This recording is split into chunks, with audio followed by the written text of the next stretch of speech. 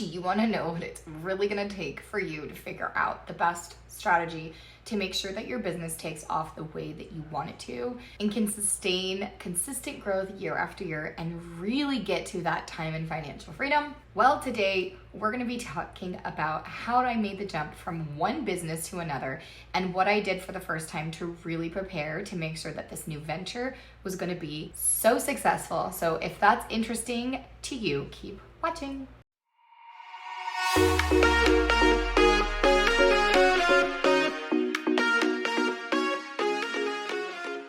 Back in 2016, we made a plan that we were going to be going from a captive insurance agency, which just basically means that you only work with one company or represent one company in your business, to the independent side, which means you become a broker and you have several companies that you work with and represent. It was really because we maxed out what we could do within the business that we had, and we were growing faster than what the capacity of the way that business was structured could handle.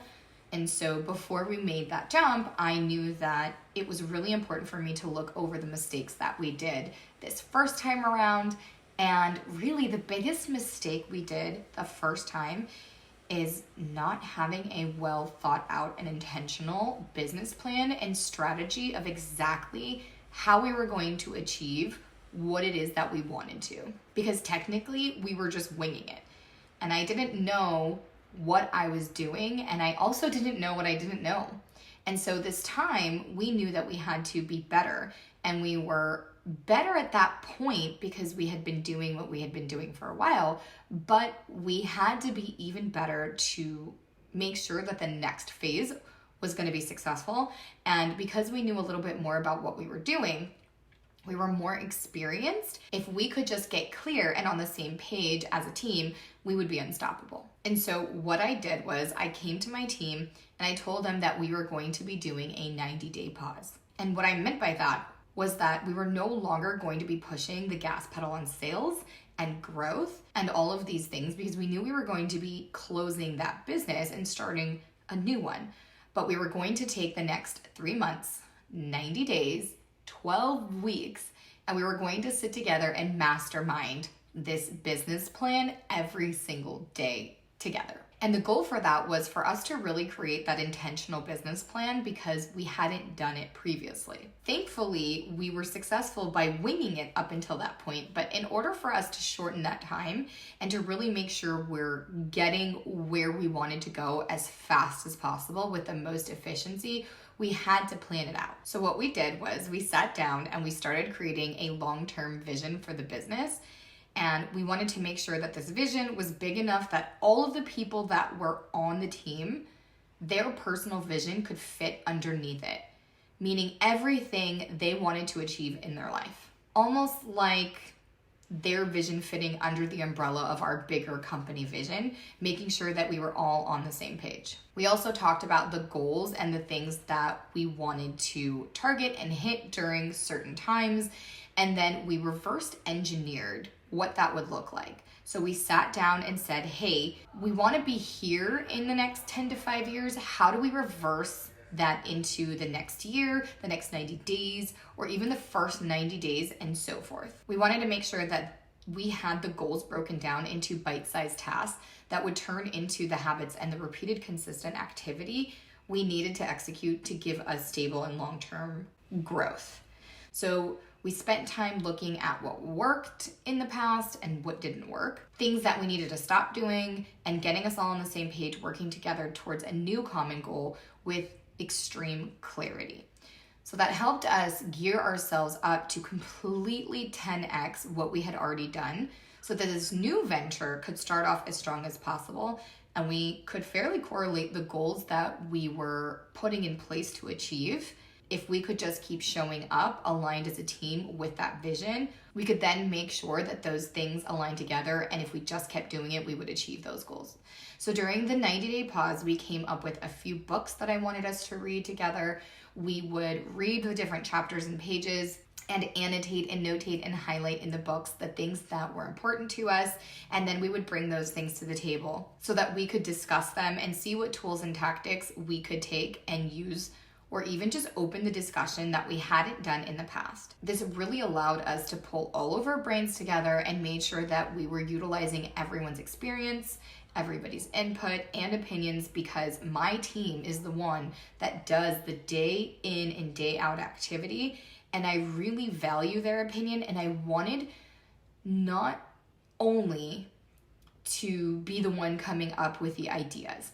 I also knew that if they weren't involved, they would buy into what it was that I wanted to do and what we were doing and what we decided that the strategy and the plan was going to be, and they would immediately take action on it because they were involved in creating it. So we read the books and studied the tactics to help us do more, and then we listed out all the things that had worked for us up until that point and how we could do more of those, and really listed out what the income producing activities were. Even just defining what those were monumental.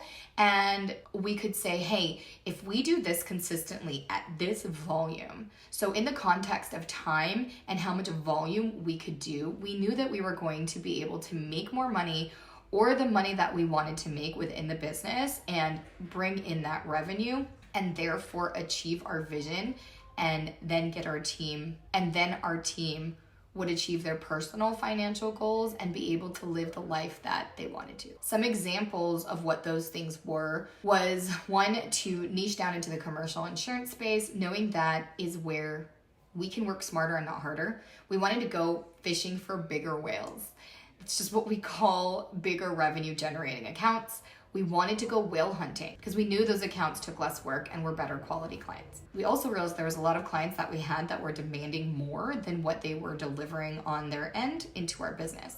And so we really wanted to make sure to fill our book with the right clientele.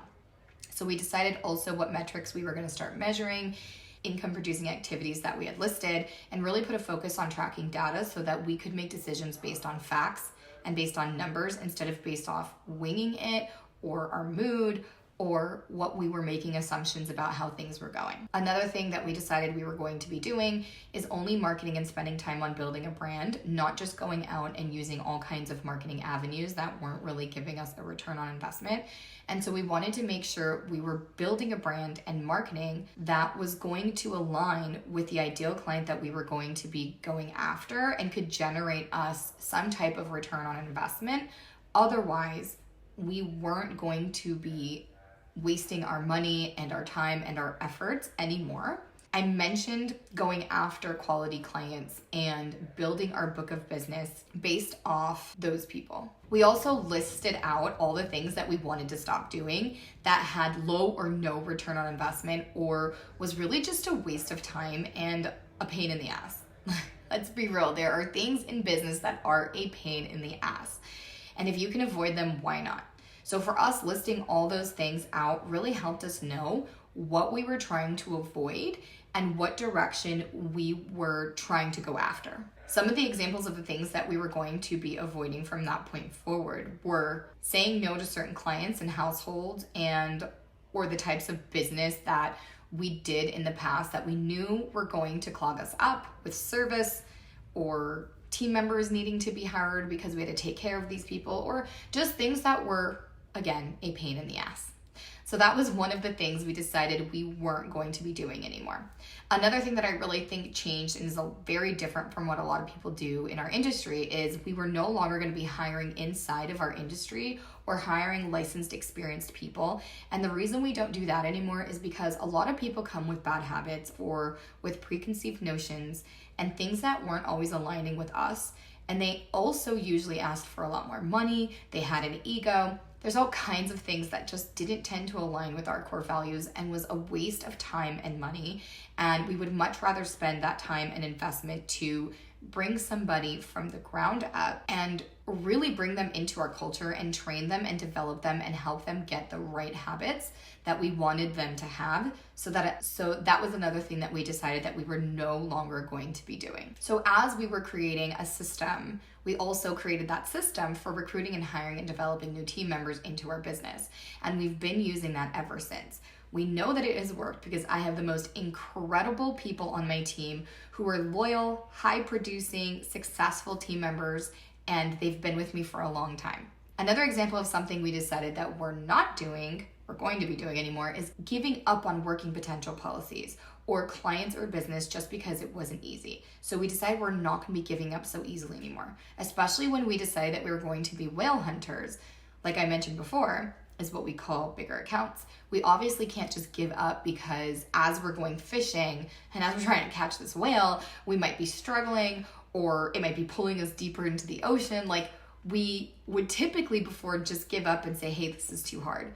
Instead, we wanted to make sure that we trained ourselves on how to be better at fishing those bigger accounts and we're able to more successfully catch them. And so that's really where we started to become super relentless, because going down into the commercial space, obviously, if you're going after bigger accounts, you're going to have to make sure you are able to do a little bit more work and you're going to have to learn things. So we became relentless in continuing to push, really making sure that we have checked every single box before we ever even thought about giving up. And we really don't give up as easily as maybe we did in the past. The other thing that we did during this time of pause is that we analyzed each team member and we wanted to figure out what their strengths were and where maybe they needed some support to develop. The way we did that was we had really worked on defining the core values for our company. And honestly, defining the core values of your business, whether you define them or not, you're going to have some core values or some core beliefs that make up your culture and make up your brand. So being able to define those and put a name to them really helped us understand what they mean.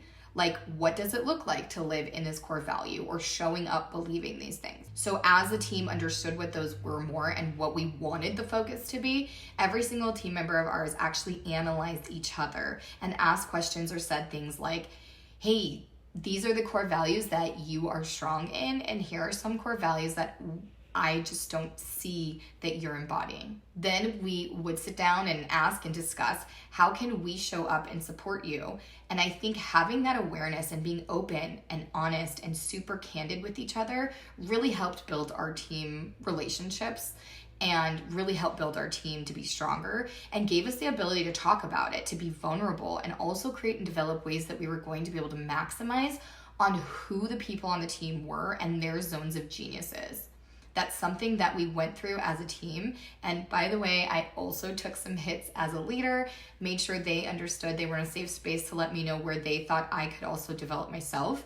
And I thought it was amazing, honestly, as far as I'm concerned, because I was really able to open my eyes to see where I could also develop moving forward into this next venture. We also listed any issues or challenges we could possibly think of. We had entire days where I said, any challenge or issue you think is going to come up, let's literally think of the worst case scenario and not be negative about it, but to really make sure that we're listing these things out and going over them so we could recognize those things and be able to be as prepared as possible, or at least understand that we will have some issues and challenges come up so that when it's time to tackle them as a team, we could really push through them.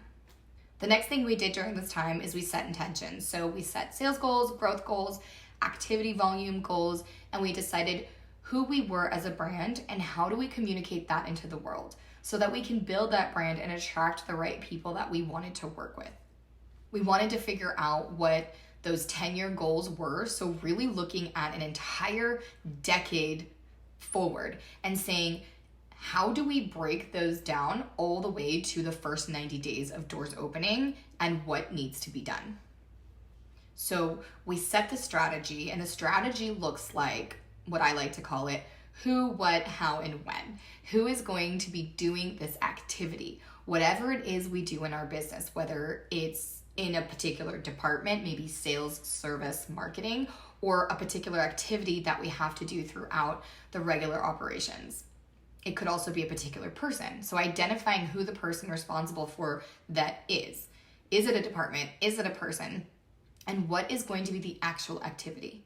And how is that activity going to be done? So that's things that are the training that you make up, the videos you make up, the checklist, the processes, basically the workflow.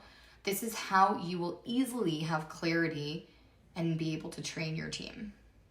by developing and capturing those processes, which is just the order of the way tasks need to happen to complete that entire activity.